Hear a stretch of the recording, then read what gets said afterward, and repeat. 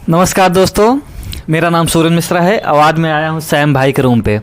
Sam भाई से मिलने आया हूँ, इनसे कुछ बात करने आया हूँ। इनको कुछ बात करनी है, जैसे कुछ पढ़ाई लिखाई रिलेटेड टॉपिक पे बात करनी है।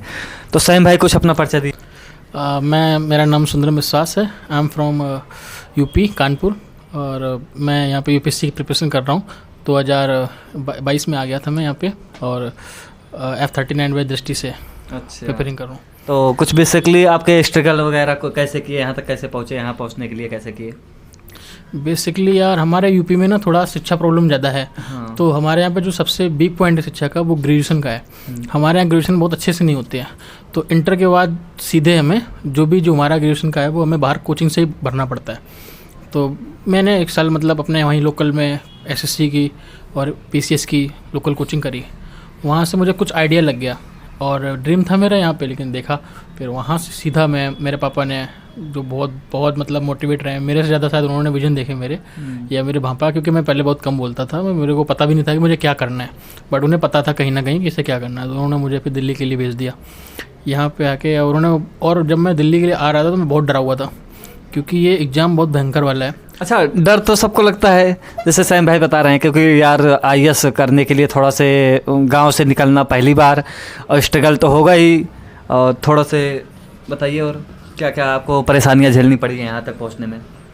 एक तो मुझे यही प्रॉब्लम थी कि मुझे पता ही नहीं था कंपटीशन क्या होता है। बेसिकली मेरा एक स्कूल था, वो राष्ट्रीय स्वयंसेवक संघ का जो होता है ना, वहाँ से था। तो वहाँ पे संस्कार और कल्चर ज़्यादा थे, संस्कृति ये सब, लेकिन कंपटीशन क्या होता है इसकी कोई नॉलेज नहीं थी। तो कंपटीशन की नॉलेज मुझे वहाँ से बाहर आके हुई।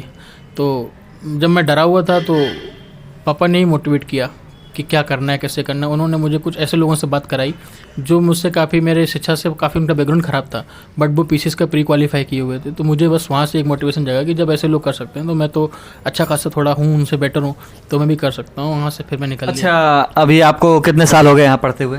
मुझे लगभग 1.5 साल हो गया है। तो घर से प्रेशर भी आता होगा अच्छे खासा? प्रेशर तो यार बहुत आता है, खैर खासकर उम्मीदों का प्रेशर ज़्यादा होता है, क्योंकि सब लोग उम्मीदें आपसे बहुत लगाए होते हैं और एक तरह से हम अपने घर के हीरो होते हैं। पूरा घर, मोहल्ले, गांव, सब जगह के हीरो होते हैं।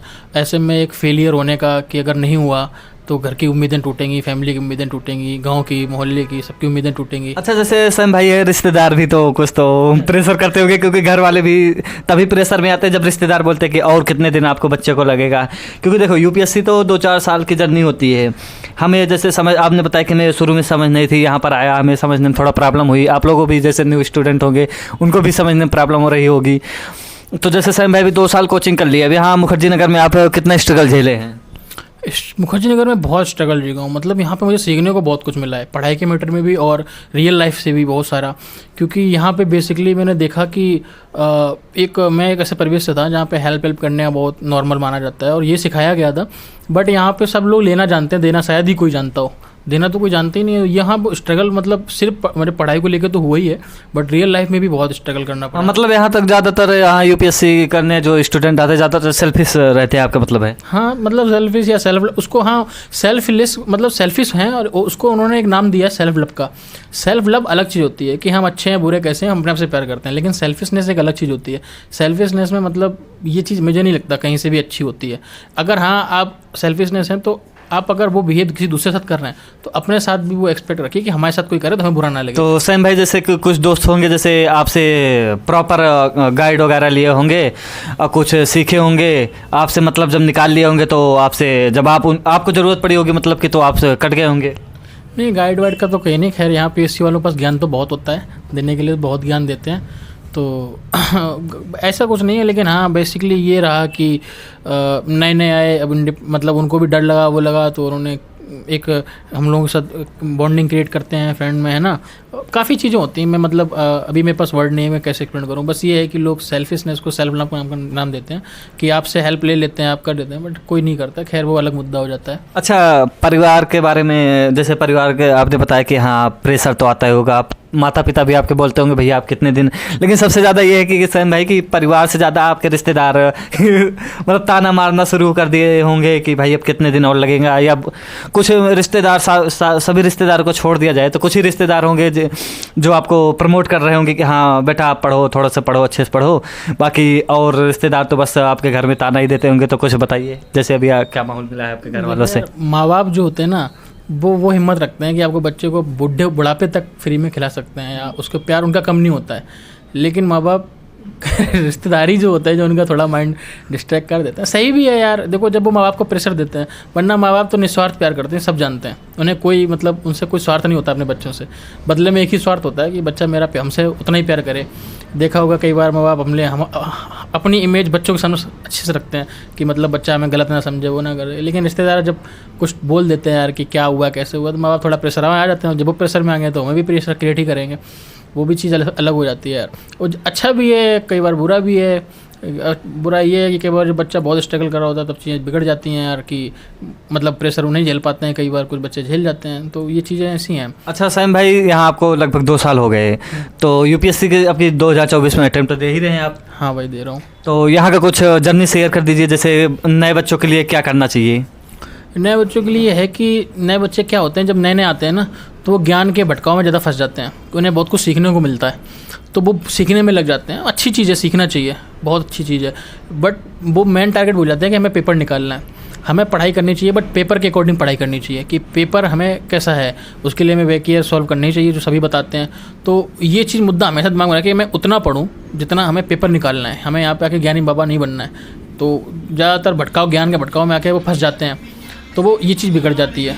अब अगर वो पढ़ाई करें, मतलब पेपर को देख के करें, तो शायद जो कि मेरे साथ भी हुआ था कि मुझे इतना नॉलेज नहीं था, तो मुझे ज्ञान मिला तो बहुत भयंकर ज्ञान मिला, तो मैं उस ज्ञान के भटकाव में ऐसा फंसा कि मैं पेपर पे ध्यान नहीं दे पाया।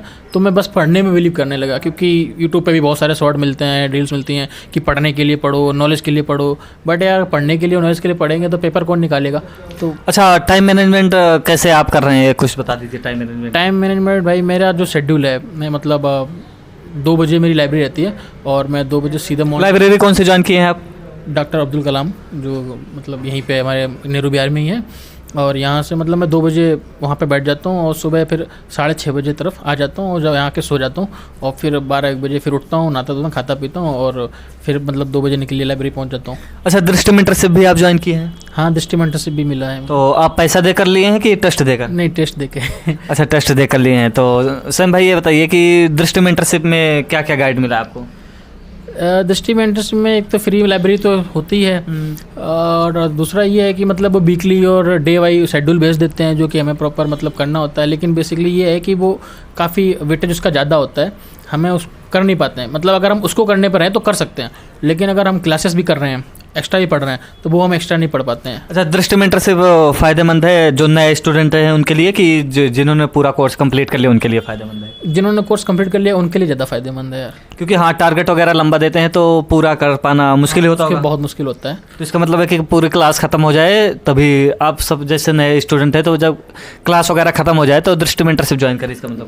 नए स्टूडेंटों का ये ज़्यादा होता है ना कि वो मेंटरशिप का वो बना रखा होता है, तो वो एकदम एक्साइटेड होते हैं मेंटर जब मेंटरशिप में जाते हैं तब नहीं कर पाते हैं। फिर अभी तो इसका हाल देखा कि लड़के ज़्यादातर जाते ही नहीं, मेंटरशिप हो गया उनका, लेकिन जब हुआ था तो बहुत खुश थे, अब वो मेंटरशिप में ही नहीं जाते। अच्छा, एक चीज़ मेंटरशिप में देखा गया, जो अभी कल मतलब एक मेंटरशिप आया है प्रीलिम्स के लिए, इसमें पेमेंट वगैरह लगा दिया गया, तो पेमेंट किस कारण, कुछ आपको आइडिया होगा? जैसे अभी कुछ स्टूडेंट पेपर यहाँ पर पास हो जाते हैं, उसके बाद मेंटरशिप देने नहीं जाते हैं, मेंटरशिप में प्रॉपर बैठते नहीं हैं, तो हो सकता है विकास सर कुछ ऐसा बदलाव करना चाह रहे हों। वो शायद इसीलिए करना क्योंकि वहाँ सीटें खाली रहती होंगी, और सीटें खाली रहती हैं तो उन्होंने इस पर सोचा होगा कि चलो हम यहाँ पे कर देते हैं, जिससे कि शायद जो बच्चे इंटरेस्टेड हों, जो मतलब जो नहीं ले पा रहे हो वो एफोर्ड भी कर सकते हो, तो जाके वो वहाँ पे मेंटरशिप मिल जाए, उनको लाइब्रेरी मिलेगी, गाइडेंस मिलेगा, ये सोच के उनका करना सही है अपने हिसाब से। लेकिन मतलब ये है कि जो हम लोग यहाँ पे कर रहे हैं, मतलब अलग अलग चीज़ें, उसके अपने बेनिफिट हैं, वो हैं, और फिर विकास सर कर रहे हैं तो ज़रूर कुछ सोच के ही कर रहे होंगे। हाँ, जैसे भी है कि भाई बता रहे हैं कि जैसे मेंटरशिप लोग ज्वाइन कर लेते हैं फ्री में, तो फ्री में ज्वाइन करने के बाद कुछ दिन तो आते हैं नए नए जो उसमें कि हम मेंटरशिप में जाएंगे, मेंटरशिप में, लेकिन जब उनको टारगेट मिलने लगता है तो मेंटरशिप छोड़ देते हैं, कुछ दिन बाद करना, केवल टेस्ट देने आते हैं, लाइब्रेरी वगैरह ज्वाइन नहीं करते हैं, तो नए स्टूडेंट के लिए क्या लाइब्रेरी ज्वाइन करना उचित रहेगा? जैसे पेमेंट देकर, अभी तो पेमेंट प्रीलिम्स के लिए है, तो पेमेंट देकर ज्वाइन कर सकते हैं, अच्छा रहेगा, फायदेमंद है? हाँ, अगर उनको ठीक लगता है। मेन चीज़ हमें फोकस है पढ़ाई। अगर पढ़ाई के लिए हम कुछ भी कर सकते हैं तो ठीक है, पढ़ाई के लिए हर चीज़ छोटी लगती है। यहाँ पे इतना खर्चा करके इसीलिए रह रहा था कि पढ़ पा रहे हैं तो सब ठीक है, नहीं पढ़ पा रहे तो कुछ भी ठीक नहीं है। अच्छा सैम भाई, ये बताइए कि टेस्ट सीरीज आप लगा रखे हैं? टेस्ट सीरीज हाँ लगा रखे हैं। ये मुझे मेंटरशिप से ही उसका मिला था कि टेस्ट सीरीज सॉल्व कैसे करनी है। बेसिकली क्या होता है कि लोग टेस्ट को मतलब पूरा लगा डालते हैं पहले, फिर उसके नंबर मिलाते हैं, टाइम मैनेजमेंट करते हैं, लेकिन आई थिंक ऐसे मुझे नहीं लगता करना चाहिए।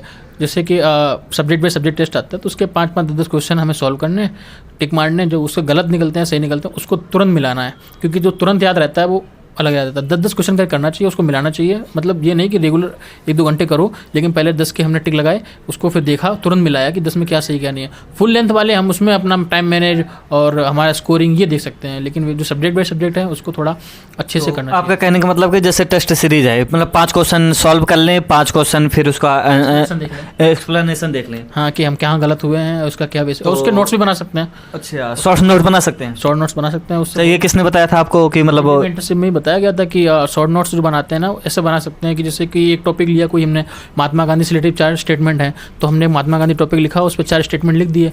तो ऐसे अगर हम स्टेटमेंट तैयार कर रहे हैं और हर मतलब 30 से 50 अगर हम टेस्ट रिसॉल्व कर लेते हैं तो करीबन हमें मतलब काफ़ी सारे स्टेटमेंट मिल जाएंगे, जो कि हम अगर उस स्टेटमेंट से रिलेटिव अगर यूपीएससी में क्वेश्चन आएगा तो आई थिंक हम अच्छे से उसे टैकल कर सकते हैं। अच्छा सैम भाई, फुल टेस्ट कब लगाना चाहिए? जब सेक्शनल टेस्ट हो जाए कि? हाँ, सेक्शनल टेस्ट हो जाए, उसमें हमारा जब अच्छे से हम उस टेस्ट सीरीज को अच्छे से रिवाइज कर लें तब उसके बाद फुल टेस्ट लगाएं तो ज़्यादा बेटर रहेगा, मतलब हमारा कॉन्फिडेंस बढ़ेगा उससे। अच्छा, जैसे न्यू स्टूडेंट के लिए क्या आप सजेशन देना चाह रहे हैं? न्यू स्टूडेंट से यही होगा कि थोड़ा भटकाव कम रखें क्योंकि यहाँ नए नए आते हैं तो भटकाव ज़्यादा होता है। एक तो उनके दिमाग में ये मिथ रहता है कि मैं तो नया आया हूँ, अभी तो 1.5 साल हैं, 3 साल हैं, जो कि पलक झपकेगा और खोलेंगे तो निकल जाएगा 3-4 साल, पता नहीं चलेगा। तो अपना क्लास नोट्स को जितने अच्छे से, क्योंकि नई एनर्जी नहीं होती है, जो नए नए आते हैं वो नई एनर्जी के साथ आते हैं, तो वो जो फर्स्ट एनर्जी अगर उन्होंने सही से यूज़ कर ली तो वो जितना अच्छे से यूज़ कर पाएँ कर लें, और वही उनके आगे तक काम आएगी। और कुछ चीज़ें भटकाव रहती हैं, रिलेशनशिप भी, ये सब उनसे जितना, क्योंकि टाइम भी यही, उम्र भी यही है, वो भी यही है, तो इसको जितना टाल सकें टाल लें। अच्छा, बहुत लोग कहते हैं कि मुखर्जी नगर की हवा अच्छी नहीं है, मुखर्जी नगर का थोड़ा से प्रॉब्लम है, मतलब यहाँ पर नहीं रहना चाहिए, यहाँ पर भटकाव ज़्यादा है, क्या आप इसके बारे में कहेंगे? भटकाव तो है, लेकिन ये एग्ज़ाम ही सेक्रीफाइस का है। जिसने सेक्रीफाइस कर लिया वो एग्ज़ाम देने के एलिजिबल है। ये एग्ज़ाम ही एलिजिबिलिटी उसी की मांगता है जो सेक्रीफाइस कर सके। भटकाव में फंस जाओगे तो फिर एग्ज़ाम रह जाएगा, और नहीं फंसोगे तो तुम आगे टैकल कर लोगे। कुछ बच्चे जो हैं जो भी भटकाव फंस भी जाते हैं, लेकिन वो अपना सामंजस्य बनाए रहते हैं, पढ़ाई से कोई कॉम्प्रोमाइज़ नहीं करते हैं। अच्छा, परिवार आपका कहाँ तक साथ दे रहा है अभी तक? परिवार मेरा पूरा साथ दे रहा है, अच्छे से साथ दे रहा है, बहुत बढ़िया से दे रहा है। बस थोड़ा परिवार थोड़ा उम्मीदें ज़्यादा लगाए रखा है और उम्मीदों का प्रेशर है, बस वही, और कुछ नहीं। हम भगवान से कामना करेंगे कि आपका परिवार हमेशा साथ दे और आपका जल्दी जल्दी आईएएस क्वालिफाई हो, यूपीएससी क्वालिफाई हो जाए, आप जल्दी जल्दी आईएएस बने। आप आईएएस बनना चाह रहे हैं कि आईपीएस? भाई मेरा तो आईएएस का ही सपना है। आईपीएस मेरा जो नेचर है ना वो थोड़ा वैसा है। आईपीएस के अकॉर्डिंग थोड़ा वैसा नेचर होता है, अलग अलग डिफरेंस होते हैं उसमें थोड़ा अग्रेसिव ज़्यादा होना होता है आईपीएस वाले में, और आईपीएस वाले में मैनेजमेंट ज़्यादा अच्छे से चाहिए, तो मैं मैनेजमेंट अच्छे से कर सकता हूँ, तो वो मेरे अंदर क्वालिटी है। तो मैं अच्छा, जैसे वीडियो आपके माता पिता देखेंगे तो क्या सोचेंगे आपके बारे में? पता नहीं। अच्छा, मतलब कुछ तो सोचेंगे हाँ हमारा बच्चा कितना पढ़ने में है, कि जैसे पढ़ाई लिखाई में भी आप थोड़ा ठीक हैं, आपका टेस्ट सीरीज में कितना नंबर आ रहा है अभी? टेस्ट सीरीज में मेरे मतलब मैं अभी स्कोरिंग नहीं कर रहा हूँ, मतलब सब्जेक्ट बाय सब्जेक्ट कर रहा हूँ, तो हिसाब से मैं कर रहा हूँ, मैं उसके नोट्स बना रहा हूँ। अच्छा, एक चीज़ बेसिकली ये बात पूछनी है कि जैसे बैकअप लेकर चलना चाहिए यूपीएससी में? बैकअप तो बहुत ज़रूरी है, लेकिन खासकर बैकअप आजकल तो बच्चे यहाँ पे देख रहे हो आप कि एस्पिरेंट बन रहे हैं, फिर इन्होंने यहीं पे स्टार्टअप शुरू कर दिया है, तो स्टार्टअप बहुत अच्छा चल रहा है इस लोगों का। बैकअप तो ज़्यादा अच्छी बात है कि यूपीएससी तैयारी करते रहो, पर उससे रिलेटिव कुछ और भी डिप्लोमा, जैसे मैंने पोस्ट ग्रेजुएशन कर रखी है एमए से, है ना, यूजीसी नेट जेआरएफ का भी फॉर्म भरता रहता हूँ मैं, ताकि अगर वो टैकल हो जाए तो फिर आगे से बैकअप तो रखना ही चाहिए। जितने ज़्यादा BCD जो भी बैकअप रख सको उसी फील्ड से। क्या आप बैकअप रखते हैं तो डिमोटिवेटेड का ये तरीका नहीं है कि मतलब? I don't think so. Backup रखने से डिमोटिवेट तो नहीं होते हैं, एक कॉन्फिडेंस ही रहता है कि मेरे पास एक बैकअप तो है। अगर आप बैकअप नहीं रखेंगे और फिर आपका अगर रिजल्ट नहीं मिल रहा है यूपीएससी में और PPCS में, तो आप ज़्यादा डिमोटिवेट और डिप्रेस हो सकते हैं, वो ज़्यादा खतरनाक हो सकता है। तो जैसे आप दोस्त इतना इतना मतलब अभी हमने सैम भाई से इतना पूछा यूपीएससी के बारे में या मुखर्जी नगर का माहौल बताया, अभी नए बच्चों के लिए सजेशन दिया, इनके परिवार या रिश्तेदार क्या सोचते हैं, तो पूरा इन्होंने पूरा विधिवत बताया। तो आप लोग के लिए ही सजेशन कि अच्छे से तैयारी कीजिए। अगर नए स्टूडेंट हैं तो पहले क्लास वगैरह रिवीजन वगैरह कर लीजिए, नोट्स वगैरह बनाइए, उसको रिवीजन कीजिए, उसके बाद तब टेस्ट सीरीज वगैरह शुरू कीजिए, अच्छे से रिवीजन कीजिए। अच्छा, मेंस आंसर राइटिंग के लिए कुछ बता दीजिए। मेंस आंसर राइटिंग भाई सिर्फ ये है कि उसको करते रहो। मेंस राइटिंग जितना करोगे उससे आपके पीटी और मेंस दोनों में काम आता है। आंसर राइटिंग ऐसी चीज़ है कि आप जितना लिखेंगे आंसर राइटिंग को, उससे प्रीलिम्स और मेंस दोनों की तैयारी एक साथ होती है, जो कि बहुत अच्छे से होती है।